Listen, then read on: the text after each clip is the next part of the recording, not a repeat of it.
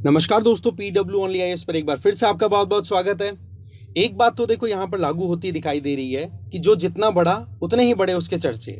अब आप चाइना की ही बात कर लो, एक के बाद एक प्रॉब्लम्स वहाँ पर चलती चली आ रही हैं। कोरोना जिसने पूरी दुनिया को हिला के रख दिया, फिर चाइना में पिछले साल फ्लड्स का आना ज़बरदस्त तरीके से, और अब चाइना की ज़मीन को धंसता हुआ दिखाई देना। अभी एक रिसर्च पब्लिश होती है जिसमें यह बताया गया कि जो सैटेलाइट्स हैं उनमें लगे हुए राडार्स ने यह डिटेक्ट किया है कि चाइना की जो शहरी एरिया है ना, अर्बन एरिया, जहाँ पर बड़ी बड़ी बिल्डिंग्स इन्होंने बना रखी है, काउंटिंग की बात करें तो लगभग 60 करोड़ के लगभग बिल्डिंग्स हैं। अब इन बिल्डिंग्स का इतना ज़्यादा वजन हो चुका है कि ज़मीन उनके वजन को झेल ही नहीं पा रही है और धंस रही है नीचे। साथ ही साथ पॉपुलेशन ज़्यादा होने की वजह से लगातार ग्राउंड वाटर एक्सट्रैक्शन, जिसकी वजह से जो नीचे का पानी है वो निकलेगा तो स्पेस बचेगा और वो ज़मीन को धंसने के लिए और अलाउ कर देता है। तो ये कई कारण हैं जिनके चलते चाइना में बहुत बड़ी प्रॉब्लम चल रही है। और ये चीज़ें केवल चाइना नहीं, आप दुनिया के दूसरे कंट्रीज उठा के देख लो, जिसमें इंडिया भी इंक्लूड आप कर सकते हो, वहाँ पर भी ऐसी प्रॉब्लम है।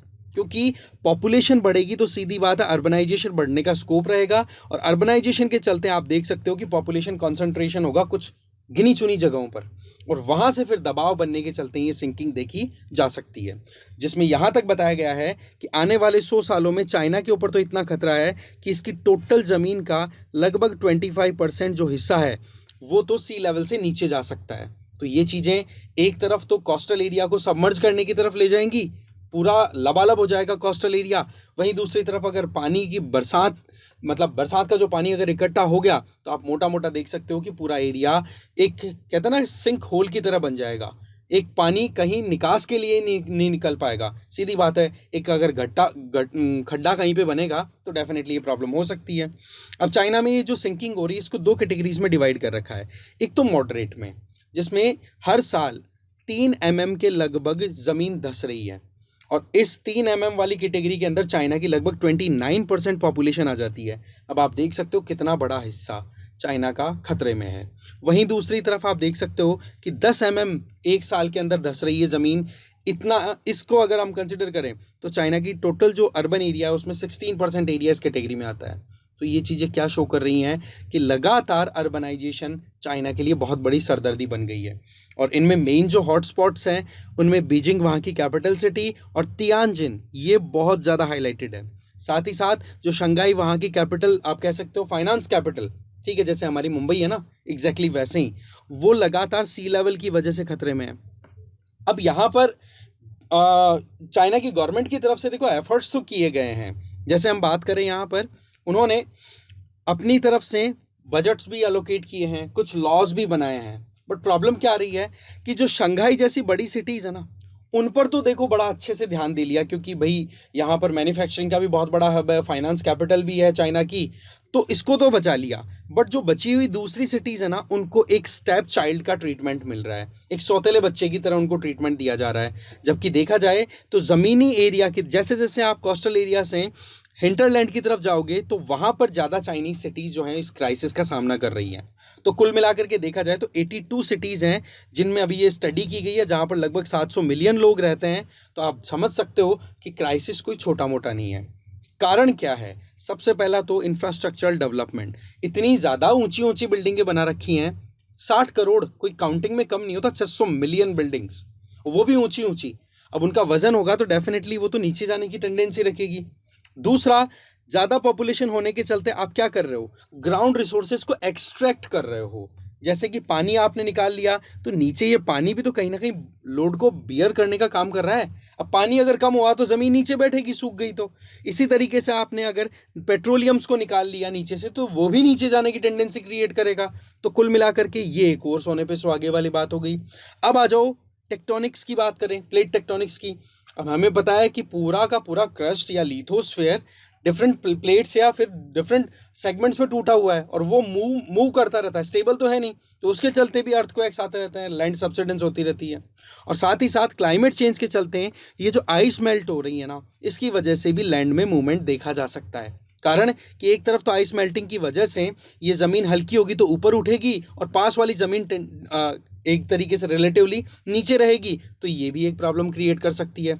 और कोस्टल एरिया में ये जो मेल्ट हुई हुई आइस का जो पानी है ये सी लेवल को राइज करेगा, तो वैसे प्रॉब्लम है। तो ये सिचुएशन जो है वो चाइना भी बहुत बुरे तरीके से सामना कर रहा है। बट यहाँ पर पॉइंट ये आता है कि क्या इसके सोल्यूशन के ऊपर कुछ काम किया गया है या क्या किया जा सकता है। तो देखो यहाँ पर सबसे इंपॉर्टेंट बात तो ये है कि जहाँ जहाँ पर भी ज़मीन धस रही है ना चाइना में, वहाँ पर बहुत प्रॉपर फोकस देने की ज़रूरत है, जिसमें कोस्टल एरियाज तो मेनली आ जाते हैं, क्योंकि कोस्टल एरिया में तो दोनों तरीके की प्रॉब्लम है। शंघाई की बात करो तो एक तरफ तो आपकी बिल्डिंग का बर्डन आ गया, दूसरी तरफ ग्राउंड एक्सट्रैक्शन कर रहे हो, ग्राउंड वाटर या ग्राउंड रिसोर्सेज का, और तीसरा आपका सी लेवल राइज हो रहा है, वो भी एक प्रॉब्लम है। तो क्यों ना आप बाकी दूसरे कंट्रीज के द्वारा जो कुछ प्रैक्टिसेस की जा रही है उनको आप फाइनलाइज करो या फिर अप्लाई करो अपने यहाँ पे। जैसे कि कुछ कंट्रीज तो है ना अपनी मिट्टी के अंदर जो पानी की कमी आ रही है उस पानी को रिस्टोर कर रहे हैं, इसका मतलब सॉइल में वाटर मिक्सिंग कर रहे हैं। दूसरा, इटली जैसे कंट्रीज हैं वो सी वॉल्स क्रिएट कर रहे हैं कि भाई कैसे भी करके पानी जो सी लेवल राइज होने की वजह से कोस्टल एरिया को डुबो सकता है, उसको हम बड़े बड़े बैरिकेड्स लगा करके रोक सकें। ये देखो अपने आप में कहते हैं ना कि बीमारी हो गई उसके बाद में इलाज की बात है। तो यहाँ पर हमें थोड़ा सा एक ये भी अप्रोच लेकर के चलनी चाहिए कि क्यों ना ऐसी प्रॉब्लम्स को होने से हम रोक ही लें। बट अगेन वही बात है कि बिना सोचे समझे कॉन्फ्रेंस ऑफ पार्टीज होती रहती है, हमें पता है, बट बिना सोचे समझे आगे से आगे कुछ ना कुछ डेवलपमेंट के नाम पे काम हो रहा है, बट अगेन उसमें सस्टेनेबिलिटी कहीं ना कहीं मिसिंग है। कारण कि एनवायरनमेंट को आप कॉम्प्रोमाइज कर रहे हो, जो भी आपका आसपास का सराउंडिंग हमें अलाउ करता है ना, उससे उसके द्वारा प्रोवाइडेड जो लिमिट्स हैं उनको भी क्रॉस करके हमारा डेवलपमेंटल एस्पेक्ट है वो चलता चला जा रहा है। तो ये चीज़ें कहीं ना कहीं चाइना के तौर पे हमें एक एग्जाम्पल के तौर पे दिखाई दे रही है। इस लिस्ट में आप इटली को, UK, India, Indonesia, Thailand, Bangladesh, ऐसी लंबी लिस्ट है, सबको इंक्लूड कर लो। इनको छोड़ो, आप यूएसए की बात कर लो। यूएसए की बहुत सारी पॉपुलेशन कोस्टल एरिया में लोकेटेड है, वो भी बहुत ज़्यादा क्राइसिस में है। ठीक है, यहाँ से आप देखिए कि यूएसए की कोस्टल लाइन लगातार अलार्मिंग रेट से सबमर्ज हो रही है। एक तो खुद वही अगेन जो ऊपर का बर्डन है, लोड है, उसकी वजह से सिंक कर रही है, और दूसरा सी लेवल राइज हो रहा है, तो दोनों तरफ से प्रॉब्लम है।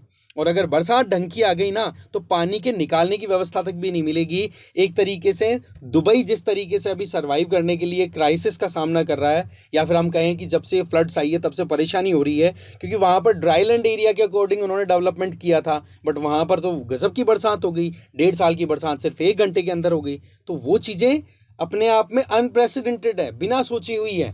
तो उसके लिए हमें पहले से एक तो होता है कि हम हमारे जो कारनामे हम कर रहे हैं ना उनको थोड़ा सोच समझ करके करें, दैट मीन्स प्रिवेंटिव अप्रोच लेकर के। और दूसरा ये कि हाँ जी, ये चीज़ सच्चाई है कि क्लाइमेट चेंज जो है उसके चलते बहुत ज़्यादा प्रॉब्लम होगी, और साथ ही साथ जो पॉपुलेशन कंसंट्रेशन या पॉपुलेशन राइज है उसके चलते भी हमें कॉन्सिक्वेंसेस देखने को मिलेंगे। तो उसके लिए हमारी तैयारी पहले से होनी चाहिए।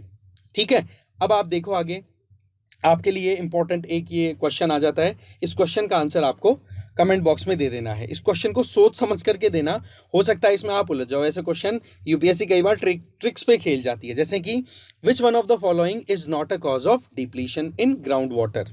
ठीक है, not a cause of, right? Afforestation, loss of forests, excessive pumping of ground water, construction of large scale concrete buildings. इन चारों में से जो भी सही आंसर आपको लगे कमेंट बॉक्स में दे देना। ठीक है, इस वीडियो में इतना ही, मिलते हैं फिर एक और नए टॉपिक के साथ। Thank you very much.